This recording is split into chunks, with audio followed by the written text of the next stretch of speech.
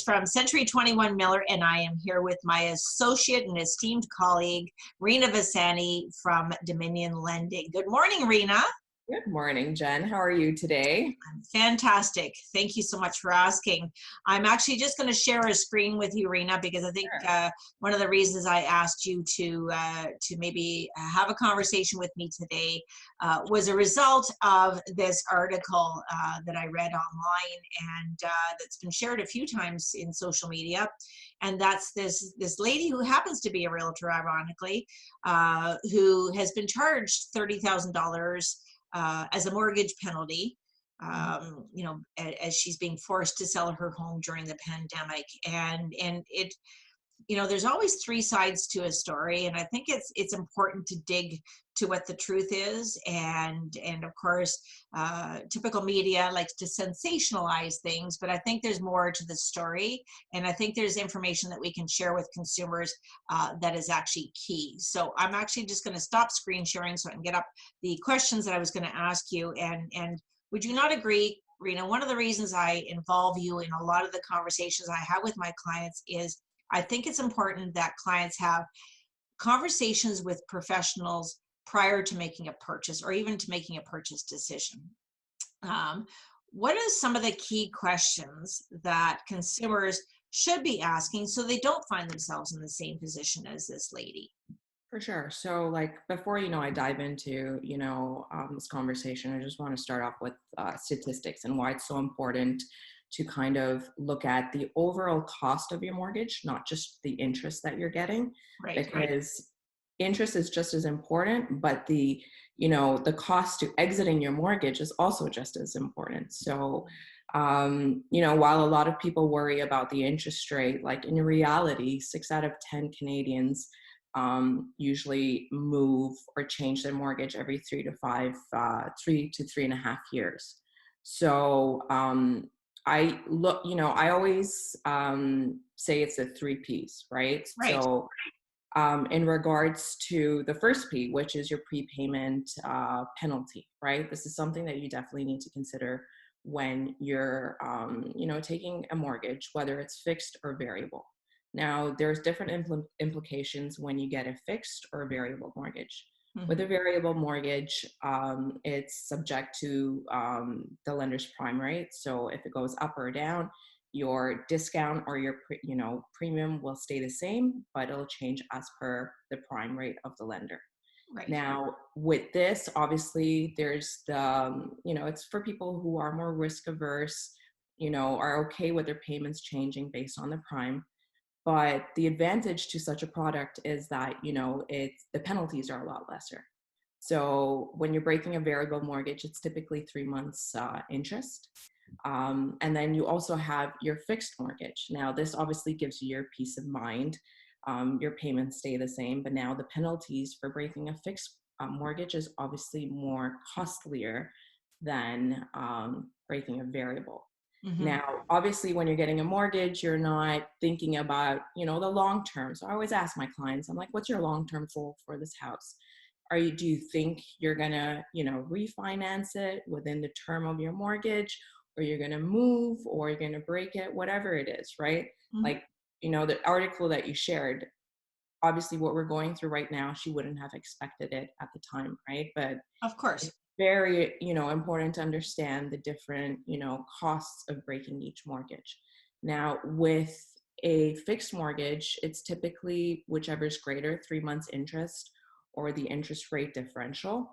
Now, the interest rate differential for the major banks is obviously calculated at a higher cost, right? Right. So they calculate it on the posted rate. Now, from the broker side, if you want that if you still want that peace of mind, we also have a fixed mortgage with monoline lenders, which typically saves you a lot more in money because they calculate the IRD at a different calculation. So it's typically at a contract rate. So that gives you that peace of mind. Sure. So when we're looking at the article, she did choose a 5-year term.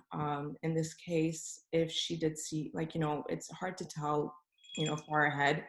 But okay, sorry.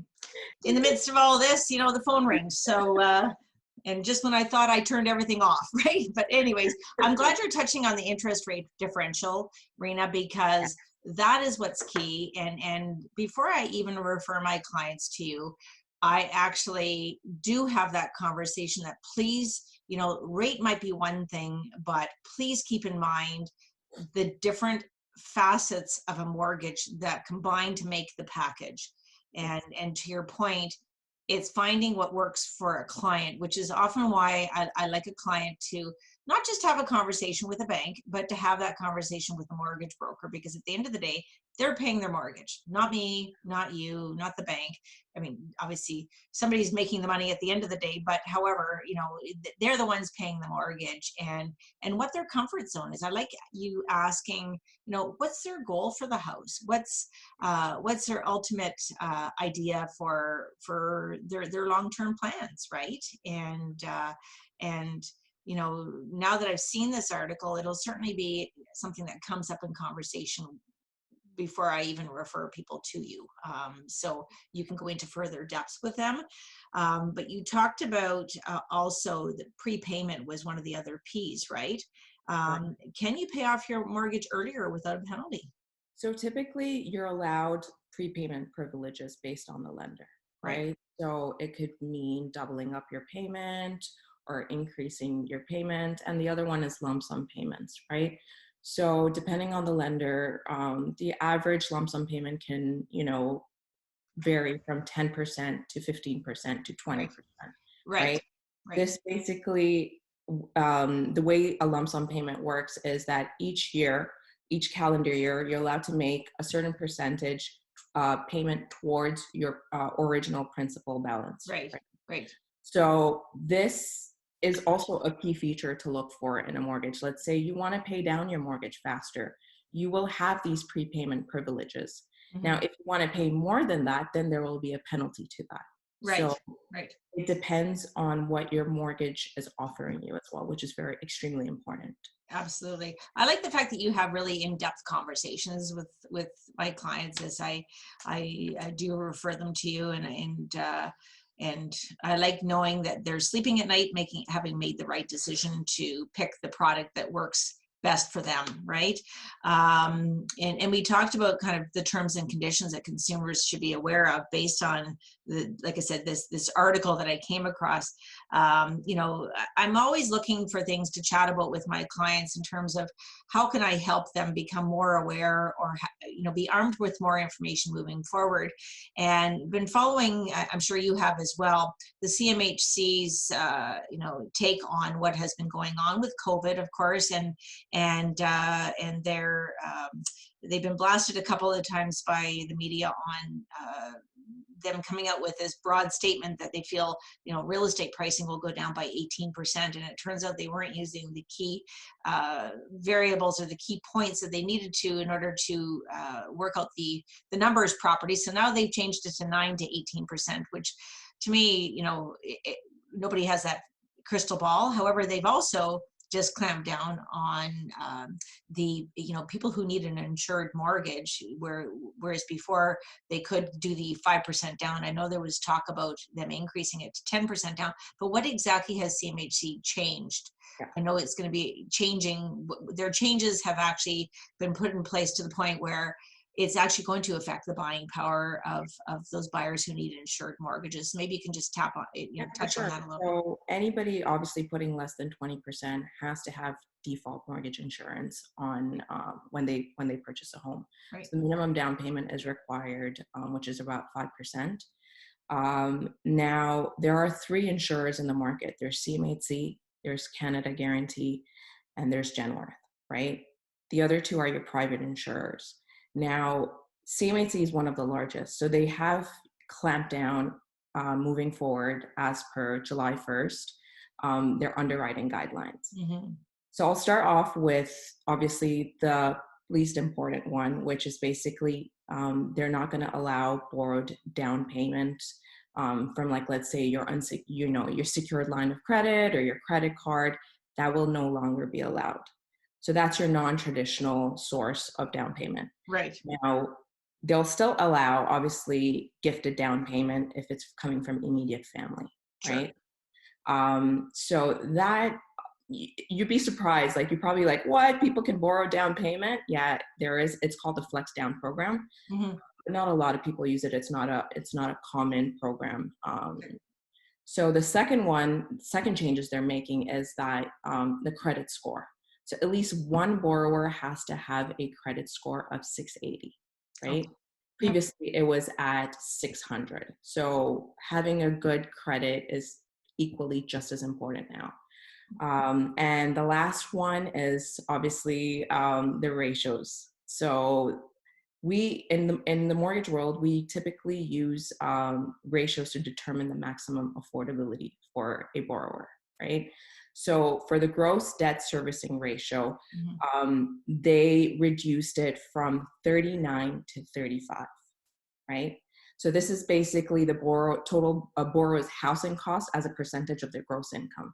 So like your mortgage payment, your property tax, your condo fees if you are buying a condo. And then the second one is they reduce the total debt servicing ratio from 44 to 42. Right. So that is basically your total debt, like your car payments, your line of credit that you've used as a percentage of your borrower's income. So just to give you an example of how this is going to affect somebody buying today versus after July 1st. So somebody with the minimum down payment of 5%, household income of 100,000, today with the debt ratios that we're using at 39.44, they can qualify for a loan amount of 494,000. With the new rules that come effect on July 1st, now the same household income can qualify for a loan amount of 437 approximately. So it's a decrease of approximately 12%. Right? And that's a big chunk of change. I know I'm out with a couple of groups of first-time buyers now who are in the category of needing an insured mortgage, and now the rush is on. And I think it's ultimately created a bit of a rush, and I'm seeing multiple offers again, which also is not good, because then it puts my buyers into a precarious situation where we're not able to put any conditions. And I don't like putting people into that position unless we know their T's are crossed, their I's are dotted, and we've maybe done a pre-inspection. But I know you as my mortgage broker, you don't like that call from me when I say, okay, can we waive that financing condition, because we have to, and if they're that serious about the house. So it's certainly created a lot of conversations, but I do have a question, and I know you weren't necessarily prepared to answer this question, but you just touched on something. I wasn't thinking about the other lenders like Genworth or sorry, the name just escapes me. The guarantee. Yeah. So are they saying anything in response to CMHC? Have you heard anything from them? So we haven't heard whether they're going to follow with the same rules as CMHC. Right. Okay. The news in the market is right now they might not, but we'll find out this week probably if they will or not. Okay. So in the case of somebody who was approved for close to 500 and now they're looking at 424, will you go through Genworth as another insurer? Are there other costs to go to a different So the lender typically has 3 insurers they can choose from, right? Okay. So if they don't follow the same guidelines, or they don't change the same guidelines as CMHC, we have the other 2 alternate. Okay, so it's up to the lender. It's not okay. Got it. That's good. I'm glad I asked that question because that may come up in conversation, and I knew that, but I wanted to make sure the public knew that as well in our conversation. So, we're taping this on Monday, June the 8th. I wanted to make note of that because it's 3 weeks or approximately 3 weeks before July 1st. If somebody makes a purchase now, but it closes in July, will they still fall under the CMHC financing prior to July 1st? Are we going to be okay with that? So as long as it's an accepted offer, it's been approved by CMHC and it's been approved by the lender, and it closes after the July 1st, that should be fine. We're good. But Excellent. for pre-approvals, because they're not reviewed by CMHC, let's say somebody got pre-approved today and then they're not looking to buy until after July 1st, those grandfather rules that they got pre-approved for do not apply. So. Right. Okay. Perfect. Well, Reena, as always, I appreciate all of the information you are able to provide my clients, potential consumers, remind myself of certain facets of the mortgage industry as well. And I always appreciate you taking such good care of my clients. And I'd like to thank you for joining me here today on Realty Talks with Jen. Thank you so much for having me, Jen. Take care.